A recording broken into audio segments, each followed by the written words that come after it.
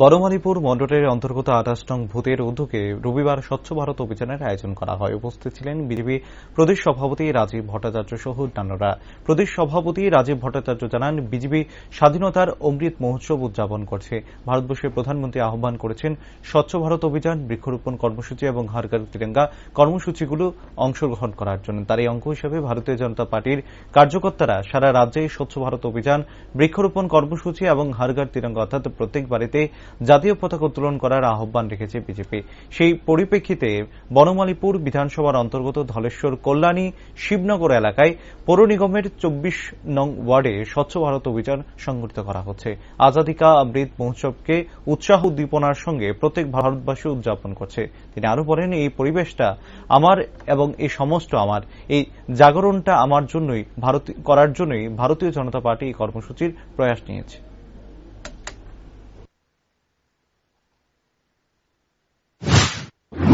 আপনারা জানেন যে আমরা স্বাধীনতার অমৃত মহোৎসব আমরা উদযাপন করছি।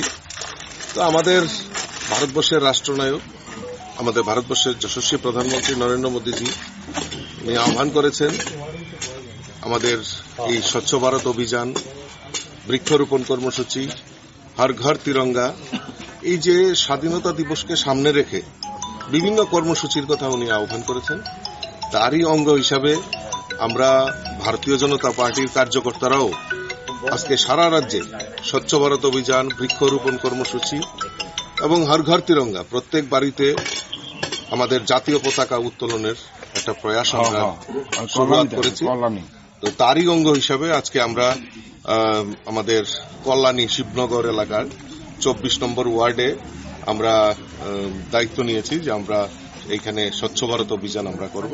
তারই অঙ্গ হিসাবে আমরা এখানে সমবেত হয়েছি এবং জানি এই যে আমাদের যশস্বী প্রধানমন্ত্রী নরেন্দ্র মোদীজি আমাদেরকে যে আহ্বান করেছেন যে এই আজাদী কা অমৃত মহোৎসবকে আমরা উৎসাহ উদ্দীপনার সঙ্গে প্রত্যেক ভারতবাসী আমরা উদযাপন করব এবং এই যে আমাদের এই পরিবেশটা আমার, এই সমাজটা আমার, এই জাগরণটা করার জন্যই উনি আমাদের এই প্রয়াস করেছেন। আমি ধন্যবাদ জানাই আমাদের দেশের যশস্বী প্রধানমন্ত্রীকে। আর উনার আহ্বানে সাড়া দিয়ে আমরা দেখতে পাচ্ছি সমস্ত জায়গায় বিভিন্ন কর্মসূচির মাধ্যমে এই আমাদের রাষ্ট্রনায়কের যে চিন্তাধারা সেটাকে বিস্তার লাভ করার জন্য সমাজের প্রত্যেকটা অংশের মানুষ এগিয়ে এসেছে। আমি তাদেরকেও ধন্যবাদ জানাই।